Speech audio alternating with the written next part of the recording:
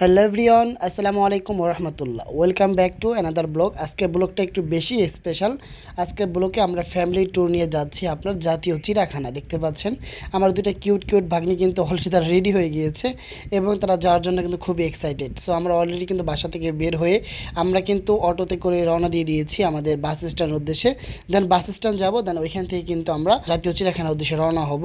আজকের ব্লগটা একটু স্পেশাল এই জন্যই, আমরা কিন্তু এখন অনেকেই জানি আমাদের জাতীয় চিড়িয়াখানায় কিন্তু বর্তমানে ডোনাল্ড ট্রাম্পকে আনা হয়েছে, যেটা কিন্তু খুবই হাস্যকর। ঠিক আছে, খুবই হাস্যকর। কারণ হচ্ছে মহিষের যে মহিষটাকে আপনার ডোনাল্ড ট্রাম্পের মতো দেখা যাচ্ছে, সেটা কিন্তু এখন বর্তমানে আমাদের জাতীয় চিড়িয়াখানায় রয়েছে। সো আমরা সকলে কিন্তু দেখতে পাচ্ছেন বাসের জন্য অপেক্ষা করতেছি। সো একটু পরে আমাদের বাস চলে এসেছিলো। তো সো আমরা বাসে করে আমরা কিন্তু বাইরের যে ভিউটা বা ওয়েদারটা ছিল সেটা দেখতে দেখতে কিন্তু আমরা ডোনাল্ড ট্রাম্পকে দেখার জন্য জাতীয় চিড়িয়াখানার উদ্দেশ্যে কিন্তু রওনা হয়ে গিয়েছি। সো ফাইনালি কিন্তু দেখতে পাচ্ছেন আমরা কিন্তু অলরেডি চলে এসেছি। সো আমাদের বাস কিন্তু অনেক দূর থেকে নামিয়ে দিয়েছিল, কারণ এত পরিমাণে যানজট ছিল। মানে ডোনাল্ড ট্রাম্পকে দেখার জন্য প্রত্যেকটা মানুষের মুখে মুখে শুধু একটাই কথা ছিল যে ডোনাল্ড ট্রাম্পকে দেখব, ডোনাল্ড ট্রাম্পকে দেখব। সো দেখতে পাচ্ছেন প্রচুর মানুষের আনাগোনা, প্রচুর মানুষের ভিড়। সো দেখতে দেখতে কিন্তু আমরা অনেকটাই কাছে চলে এসেছি। সো দেখতে থাকুন, আমরা কিন্তু আরেকটু পরেই আপনাদেরকে ডোনাল্ড ট্রাম্পের সাথে পরিচয় করে দেব। ঠিক আছে।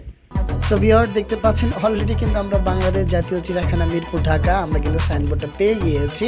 এখন কিন্তু ভাইয়া চলে গেছে অলরেডি সে টিকিট কাটার জন্য। ভাইয়া টিকিট কেটে নিয়ে আসবে। ও আপনাদের কিন্তু বলা হয়নি, আমার কিন্তু দুই বোন ছিল সাথে, প্লাস হচ্ছে দুইটা ভাগ্নি ছিল, অ্যান্ড আমার বরাবর হাজব্যান্ড ছিল। ঠিক আছে। সো ভাইয়া চলে গেছে অলরেডি টিকিট কাটার জন্য। সো আমি কিন্তু এদিকে ব্যস্ত ছিলাম ভিডিও করার জন্য।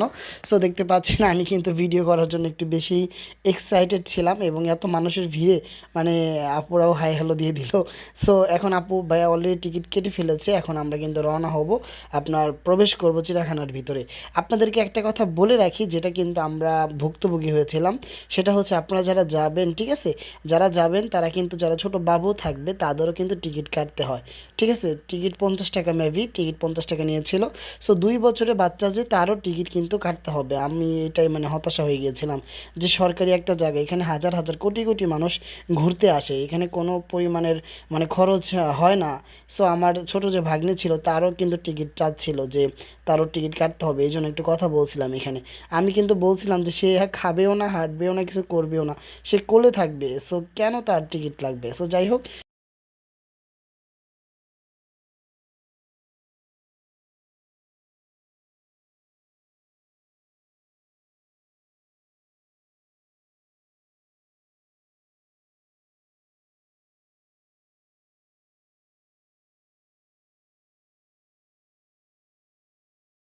সো দেখতে দেখতে কিন্তু আমরা অলরেডি গেটের ভিতরে প্রবেশ করে ফেলেছি। আপনারা দেখতে পাচ্ছেন যে কত মানুষের আনাগোনা, অনেক মানুষ কিন্তু এসেছিল। যদিও ঈদের সিজন ছিল এবং ঈদের বন্ধ ছিল, এই জন্য সকলেই আসছে ঘোরার জন্য। আর সবচেয়ে বড় যে বিষয়টা সেটা হচ্ছে ডোনাল্ড ট্রাম্প কিন্তু সবার মুখে মুখে এখনও আছে। আমি যেখানে যাচ্ছিলাম সবার মুখে একটা কথাই শুনছিলাম যে ডোনাল্ড ট্রাম্পকে দেখবো, ডোনাল্ড ট্রাম্প কোন দিকে। সো ফাইনালি কিন্তু দেখতে দেখতে কিন্তু আমরা পশু পাখির যে খাঁচা রয়েছে আমরা কিন্তু দেখতে পাচ্ছেন, আমরা কিন্তু বানরের কাছে চলে আসছিলাম। যদিও বানর অনেক রকমের হয়, অনেক কোয়ালিটির বানর হয়, আমি আগে সেটা জানতাম না, চিড়িয়াখানা যাওয়ার পর বুঝতে পারছি। যদিও ছোট ছিলাম তখন, ছোটোবেলায় গিয়েছিলাম। সো দেখতে পাচ্ছেন কত সুন্দর বানরগুলো খেলা করতেছে, প্লাস হচ্ছে কত দুষ্টামি করতেছে, খুবই মজা পেয়েছিলাম। সো দেখতে থাকুন, বিভিন্ন পশু পাখি এক এক করে আসবে এবং আপনাদেরকে এনজয় দিবে। সবচেয়ে বেশি মজা যেটা পেয়েছিলাম আমরা, সেটা হচ্ছে নাম্বার ওয়ান হচ্ছে আপনার যেটাকে যার জন্য যাওয়া উদ্দেশ্য ছিল আমাদের ডোনাল্ড ট্রাম্প। দেন তারপরে হচ্ছে আপনার উল্লুক বলে যেটাকে, যেটাকে আপনার আরেকটা সেম কোয়ালিটির হয় আপনার হচ্ছে বন মানুষ। সো এই দুইটা প্রাণীর কাছে গিয়ে আমরা সবচেয়ে বেশি মজা পেয়েছি। সো দেখতে থাকুন, লেটস স্টার্ট।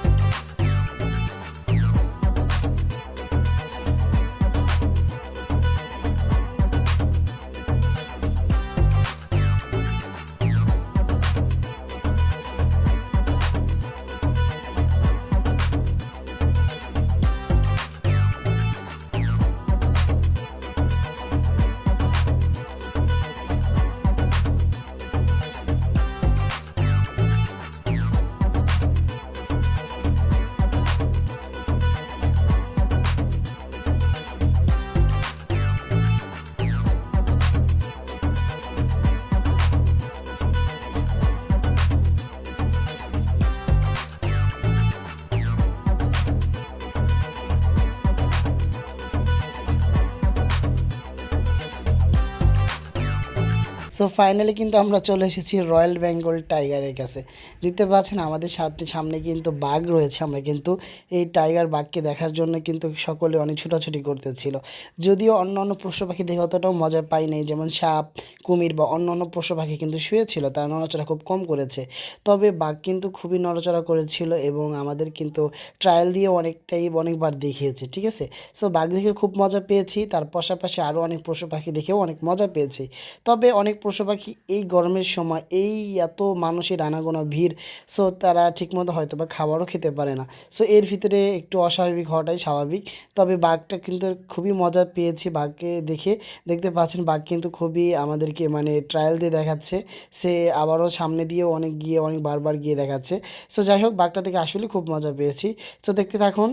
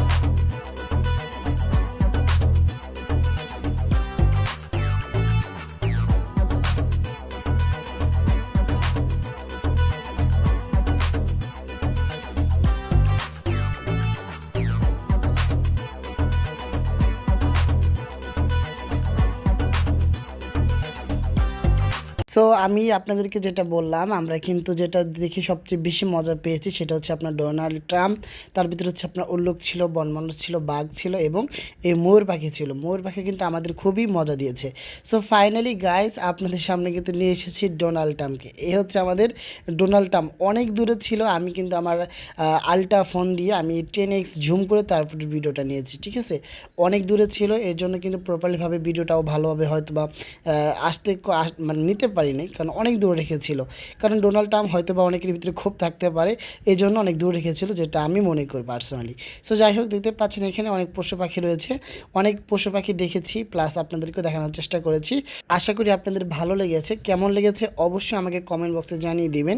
যেহেতু আমি প্রফেশনাল একজন ব্লগার না, এই জন্য হয়তো বা ভালোভাবে আপনাদের সামনে উপস্থাপনা করতেও পারিনি। যদি আমার ব্লগটা আপনাদের ভালো লেগে থাকে, ছোটো ভাই হিসাবে আমার চ্যানেলটা সাবস্ক্রাইব করে দিবেন এবং আমার ব্লগে একটা লাইক করে দিবেন এবং কমেন্ট করে জানিয়ে দিবেন কেমন লেগেছে। আর আপনার চিড়িয়াখানার সম্বন্ধে যে কোনো ধরনের তথ্য যদি আপনাদের জানতে চান, অবশ্যই আমাকে ইনবক্সে যোগাযোগ করতে পারেন অথবা আমাকে কমেন্ট করতে পারেন, আমি আপনাদেরকে কমেন্টে উত্তর দেওয়ার চেষ্টা করব, ঠিক আছে। সো দেখতে থাকুন এবং আপনাদের ব্লগটা আজকে এ পর্যন্তই। সো সকলে ভালো থাকবেন, সুস্থ থাকবেন, আল্লাহ হাফেজ।